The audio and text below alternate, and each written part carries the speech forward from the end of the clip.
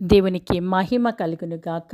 ఈ దిన వాక్యము యెహెజ్కేలు గ్రంథము 26వ అధ్యాయాన్ని మనం ధ్యానించుకుందాం. రక్షకుడైన యేసుక్రీస్తు నామమున మీకు వందనములు శుభములు తెలియజేస్తున్నాను. ప్రిలారా, యెహెజ్కేలు గ్రంథంలోని అమూల్యమైన సత్యాలను మనము తెలుసుకొనుటకు, బైబిల్లోని ప్రతి ఒక్క అంశాన్ని ధ్యానించుటకు దేవుడు మనకు అనుగ్రహించిన కృపను బట్టి దేవునికి వందనాలు, స్తుతి స్తోత్రాలు ఆపాదిస్తూ మన జీవితాలను మనము ప్రతి ఒక్క శోధన నుండి ఎలాగ తప్పించుకోవాలో, అలనాటి ప్రజలు ఏ రీతిగా దేవుని విషయంలో తప్పిపోయారో మనము కూడా వారి వల్ల తప్పిపోకుండా దేవుని యొక్క సముఖంలో మనము ప్రతి తప్పిదము నుండి సరిదిద్దుకొని ప్రభువులో ఏ రీతిగా ఎదగాలనో అట్టి కారణాలు ఇక్కడ మనము చూడగలము. ప్రిలారా, ఈ యొక్క యెహెజ్కేలు యొక్క ప్రవచనము ద్వారాగా అప్పటి ప్రజలు వారు చేసిన తప్పేంటి, వారికి వచ్చిన శిక్ష ఏంటి మనము తెలుసుకోబోతూ ఉంటున్నాం. మనకు తెలియకుండానే కొన్ని సందర్భాలలో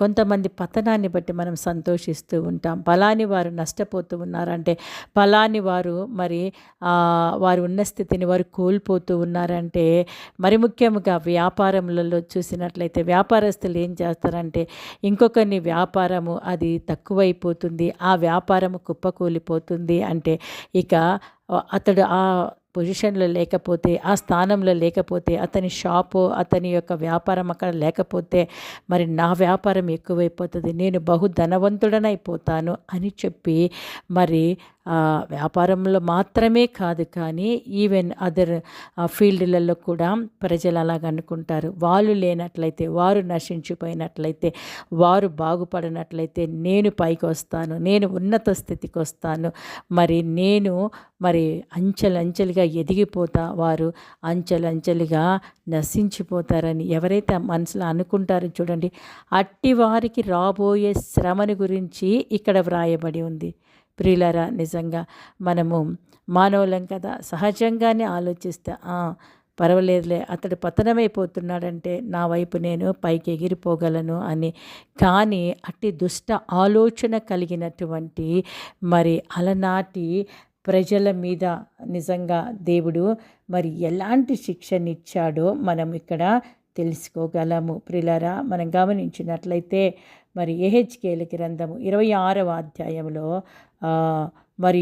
మొదటి వచనం నుండి, 11వ సంవత్సరము నెల మొదటి దినమున యెహోవా వాక్కు నాకు ప్రత్యక్షమై ఇలాగ సెలవిచ్చెను, నరపుత్రుడా, యెరూషలేమును గూర్చి, ఆహా, జనములకు ద్వారముగానున్న పట్టణము పడగొట్టబడెను, అది నాశనమాయెను, అది పాడైపోయినందున నేను పరిపూర్ణము నొంది తిని అని తూరు చెప్పెను గనక ప్రభువైన యెహోవా సెలవిచ్చినదేమనగా, తూరు పట్టణమా, నేను నీకు విరోధినైతిని, సముద్రము దాని తరంగములను పొంగజేయు రీతిగా నేను అనేక జనములను నీ మీదికి రప్పించదను అని దేవుడు సెలవిస్తూ ఉన్నాడు. ఇక్కడ తూరు పట్టణము అని పిలువబడుతున్న ఈ పట్టణము ఎక్కడ ఉందంటే దక్షిణ లెబనాన్ ప్రదేశంలో ఈ పట్టణం ఉంది. ఈ పట్టణము నేటికి కూడా ఉంది. నేడైతే ఆ పట్టణము సోర్ అనే పట్టణముగా అరబిక్ నేమ్ కలిగి పిలువబడుతూ ఉందన్నమాట. SOUR. మనము ఆ పట్టణాన్ని గూగుల్లోకి వెళ్ళి సెర్చ్ చేసినట్లయితే చాలా అందమైనటువంటి పట్టణము, సముద్ర తీర ప్రదేశం అన్నమాట. అది చాలా ఏన్షియంట్ సిటీగా పిలువబడుతూ ఉంది. అక్కడ చాలా అందమైన వాతావరణము, సముద్ర తీరం ఉంటుంది, తర్వాత కొండ ప్రదేశాలు ఉంటాయి, తర్వాత సారవంతమైన ప్రదేశం ఉంటుంది. ముఖ్యంగా నౌకాయానానికి అది చాలా పేరు ప్రసిద్ధిగాంచింది. ఎప్పటి నుండి అంటే దాదాపుగా చూడండి, క్రీస్తు పూర్వము నుండే 1300 సంవత్సరాల నుండే కూడా అది చాలా పేరు ప్రఖ్యాతులుగాంచినటువంటి తూరు పట్టణముగా పిలువబడుతూ ఉంది. ప్రియులారా, దీనికి ఫెనీకే ప్రాంతంలోని ప్రముఖ రేవు పట్టణము ఈ తూరు పట్టణం అంటండి. మధ్యధర సముద్ర తీరము మీద తీరానికి సమీపంలో ఉన్న 2 ద్వీపాల్లోని విస్తరించిన పట్టణము తూరు అన్నమాట. ఫెనీకే ప్రజలు నౌకా నిర్మాణములోను నౌకాయానములోను సిద్ధహస్తులు, అంటే ఈ తూరు ప్రదేశీయులు అన్నమాట. ఈ రంగంలో వీరికున్న నైపుణ్యం వలన వీరు మధ్యధరా సముద్రము చుట్టూ ఉన్న వాణిజ్యానికి వారు పేరు పొందారు. వాణిజ్యం అంటే వ్యాపారానికి. ఈ నేపథ్యంలో యెరూషలేము నాశనం కావడం చూచిన మరి తూరు వాసులు సంతోషించారంటండి. సో యెరూషలేము ప్రముఖ వాణిజ్య కేంద్రముగా కొనసాగకపోయినట్లయితే తూరు వ్యాపారాభివృద్ధికి ఇక ఏ ఆటంకము ఉండదు అనే వారి యొక్క అభిప్రాయము. సో అందుకని వారు ఏమంటున్నారంట, ఆహా, జనములకు ద్వారముగానున్న పట్టణము పడగొట్టబడెను, అది నాశనమాయను, అది పాడైపోయినందున నేను పరిపూర్ణము నొంది తిని అని తూరు చెప్పుకుంటుందంట కదా. ఆ పట్టణ ప్రజలు ఏమనుకుంటున్నారంట, నేను పరిపూర్ణము. సో ఇప్పుడు సౌత్ లెబానన్లో ఆ పట్టణం ఉంది. సో మీరు కూడా చూడొచ్చు ప్రియులారా. మరి చూసినట్లయితే వీరేంటంటే యెరూషలేము నాశనమైంది, యెరూషలేము ప్రజలు కొట్టబడ్డారు, ఆ యెరూషలేము మందిరము కాల్చబడింది, ఆ యెరూషలేము వ్యాపారం అంతా ఇక నష్టపోతుంది, యెరూషలేముకి ఎవరు రారు, ఇక ఆ వ్యాపారస్తులందరూ మా వైపుకే వచ్చేస్తారు, అది పాడైపోయింది. కాబట్టి నేనేమవుతాను, నేను పరిపూర్ణము నొంది తిని, ఇంకా నాకు లోటే లేదు, అన్ని రంగాలలో ఇక మేమే సిద్ధహస్తులము, మేమే గొప్పవారం అవుతామని చెప్పి గర్వపడిందంట. యాక్చువల్గా దేవుడు కోరుకునేది ఏంటంటే, ఒకరు మరి పాడైపోతున్నప్పుడు, ఒకరు నష్టపోతూ ఉన్నప్పుడు దేవుడు మనకు నేర్పించింది ఏంటి అంటే, నిన్ను వలె నీ పొరుగువాన్ని ప్రేమించుము అని. కానీ దేవుని మహాపట్టణముగా పిలువబడుతున్న యెరూషలేము వారి తప్పుని గురించి దేవుడు వారి మీదికి నెబుకద్నెజరు రాజును రప్పించినప్పుడు మరి ఈ చుట్టుపక్కల ఉన్న ప్రాంతాలను పట్టలేకపోయారన్నమాట. సో ఎదోమీలను గురించి మనం తెలుసుకొని ఉంటున్నాం, మరి అమ్మోనీలను గురించి మనం తెలుసుకొని ఉన్నాం, మోయాబులను గురించి మనం తెలుసుకొని ఉంటున్నాము కదండి. సో అలాగే ఫిలిస్తీన్లను గురించి దేవుడు ఎవరిని విడిచిపెట్టడు. ఒక్కొక్కరు ఒక్కొక్క రీతిగా మరి యెరూషలేము పాడైపోతూ ఉంటే వాళ్ళు ఏం చేశారండి, కొంతమంది నవ్వారు, కొంతమంది అయితే మరి దోచుకున్నారు, కొంతమంది అయితే ఇక పర్వాలేదు ఇదంతా నాశనమైపోతుంది అని చెప్పి ఇక మా మనసులు చల్లగా ఉంటున్నాయి అనుకున్నారు. అలాగే ఇక్కడ తూరు ప్రదేశం అయితే ఇంకా నా వ్యాపార లాభానికి నష్టమే లేదు, ఇక నేనే ప్రసిద్ధి చెందిపోతానని చాలా గర్వపడింది. అంత మాత్రమే కాదు, తనకున్నటువంటి వైభోగములు అన్నిటిని చూసి, ఎందుకంటే చాలా పెద్ద వ్యాపార కేంద్రం.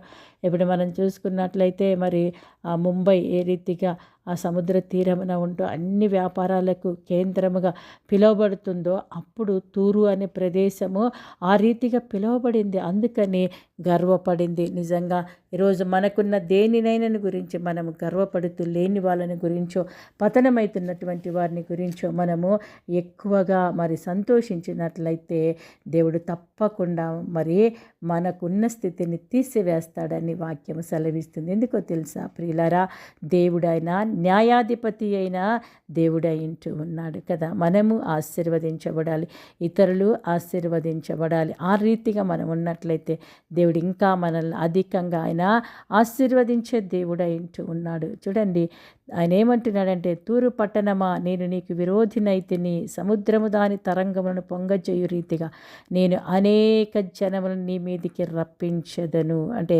యెరూషలేము నాశనమైనందుకు ఈ పట్టణము బహుగా సంతోషించింది. కాబట్టి దేవుడు న్యాయాధిపతి కదా. తూరు పట్టణమా, నేను నీకు విరోధినైతిని, సముద్రము దాని తరంగములను పొంగచేయ రీతిగా నేను నీ మీద కూడా అనేక జనములు నీ మీదికి వచ్చి నిన్ను క్యాప్చర్ చేయలాగున, నిన్ను పతనము చేయలాగున, నిన్ను నాశనము చేయలాగున, నిన్ను పాడు చేయలాగున నేను చేస్తాను అంటున్నాడు.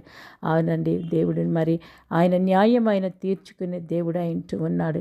4వ వచనం నుండి చూస్తే, వారు వచ్చి తూరు యొక్క ప్రాకారములను కూల్చి దాని కోటలను పడగొట్టుదురు, నేను దాని మీదనున్న మంటిని తుడిచివేయుదును, దానిని వట్టి బండగా చేసేదను అంటున్నాడు కదా. సముద్రము దాని ఆవరించును, అది వలలు పరచుటకు చోటగును, నేనే మాట ఇచ్చి తిని, ఇదే ప్రభువకు యెహోవా వాక్కు, అది జనములకు దోపుడు సొమ్మగున అంట.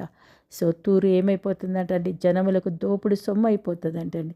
బయటి పొలములోనున్న దాని కుమార్తెలు కత్తిపాలగదురు, అప్పుడు నేను యెహోవానై ఉన్నానని వారు తెలుసుకుందరు. ఈ మాట దేవుడు చాలా సందర్భాల్లో అనేక ప్రజలతో చెప్తూ ఉంటున్నాడు. అంటే మరి వారి కుమార్తెలు కత్తిపాలగున్నప్పుడు అయ్యో దేవుడు మరి వారి ప్రజలను లేకపోతే ఇతరులను మనం ద్వేషించాం కాబట్టి మన బిడ్డల్ని రీతిగా చేశాడు, ఆయన గొప్ప దేవుడు అని ప్రజలు తెలుసుకుంటారని దేవుడు సెలవిస్తూ ఉంటున్నాడు.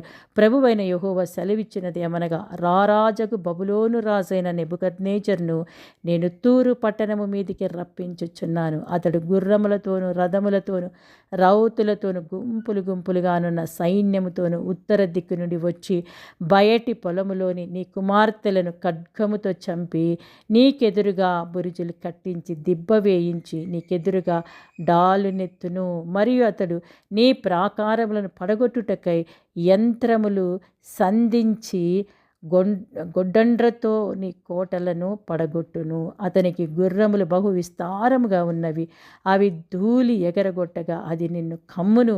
బీట సందులు గల పట్టణంలోనికి సైనికులు చొరబడినట్లు అతడు నీ కోటలో ప్రవేశించినప్పుడు రౌతుల యొక్కయు చక్రముల యొక్కయు రథముల యొక్కయు ధ్వని చేత నీ ప్రాకారములు కంపించును. చూసారా, మరి ఇదే పరిస్థితి యెరూషలేముకు జరిగింది. కాబట్టి యెరూషలేము ప్రజల యొక్క మరి వారు దేవుణ్ణి తృణీకరించడం వలన, విగ్రహారాధన చేయడం వలన, వ్యభిచార పాపానికి వారు సమర్పించుకోవడం వల్ల దేవుడు మరి యెరూషలేమును నాశనం చేశాడు. ప్రియులారా, ఈరోజు దాన్ని చూసి మరి ఇతరుల యొక్క దీనస్థితిని లేకపోతే ఇతరుల యొక్క పతనాన్ని చూసి నేను పరిపూర్ణమవుతాను, వారు పతనం చెందడం వలన అని ఆలోచించుకునే వారి పరిస్థితి కూడా ఈరోజు అలాగే మారిపోతుంది కదా.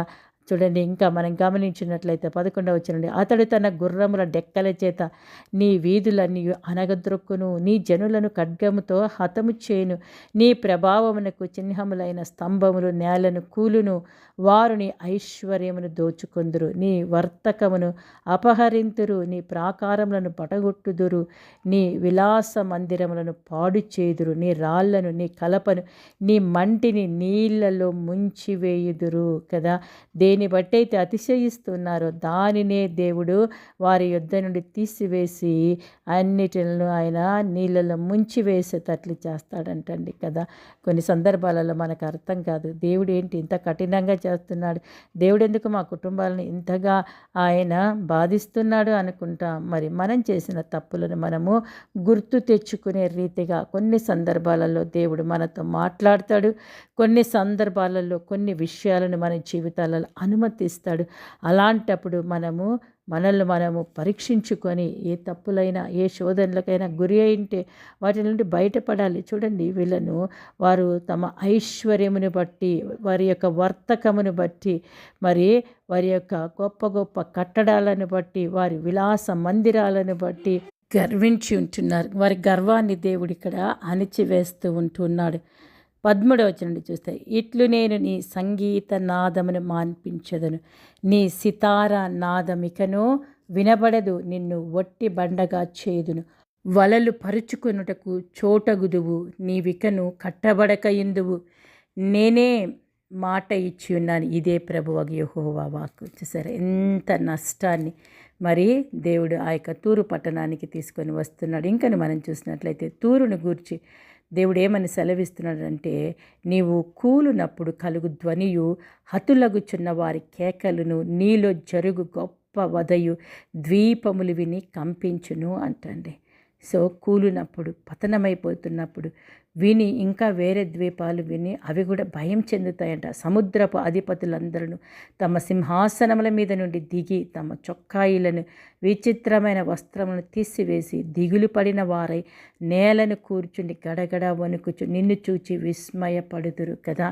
సో మరి ఒకరి పతనాన్ని గురించి నీవు సంతోషపడితే నీ పతనం ఇంకా బహు భయంకరంగా ఉంటుంది అని దేవుడు తూరు పట్టణస్తులతో మాటతో ఆయన సెలవిస్తారు. అది ఎంత తీవ్రమైందంటే ఇతరులు విస్మయం నందుతారంట, వారి విచిత్రమైన వస్త్రాలను సహితం తీసివేస్తారంట. అదే 17వ వచనం చూస్తే, వారు నిన్ను కూర్చి అంగలార్పు వచనమెత్తి ఈలాగున అందరూ, సముద్ర నివాసమైన దాన, ఖ్యాతి నొందిన పట్టణమా, నీవెట్లు నాశనమైతివి.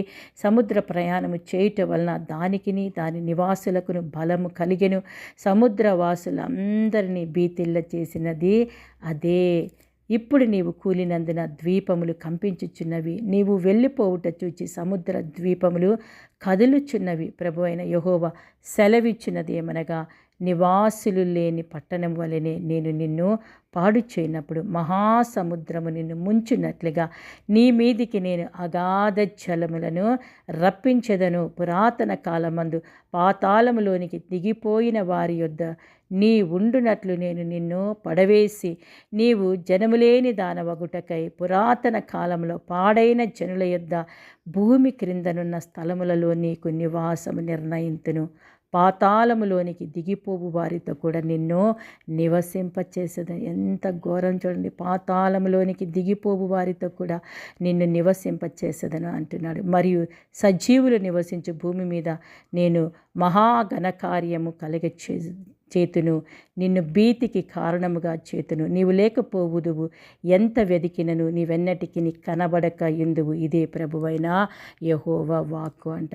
అప్పటి దాని యొక్క ఆ సౌందర్యం కావచ్చు, ఆ యొక్క వ్యాపారం కావచ్చు, మొత్తము కూడా తొలగిపోయి అది భీతికి కారణంగా మారిపోతుందంట. అది లేకుండా పోతుందని, పాతాళంలోనికి దిగిపోవారితో కూడా నేను నివసింపచేసేదని. ఎంత మరి శోధన కదా ప్రియమైన వాళ్ళరా. ఇతరుల యొక్క పతనాన్ని చూసి మనం ఎప్పుడు సంతోషపడకుండా దేవుడు మనకి ఇచ్చిన వాటిని బట్టి దేవుడిని స్తుతిస్తూ ముందుకు సాగుదామా.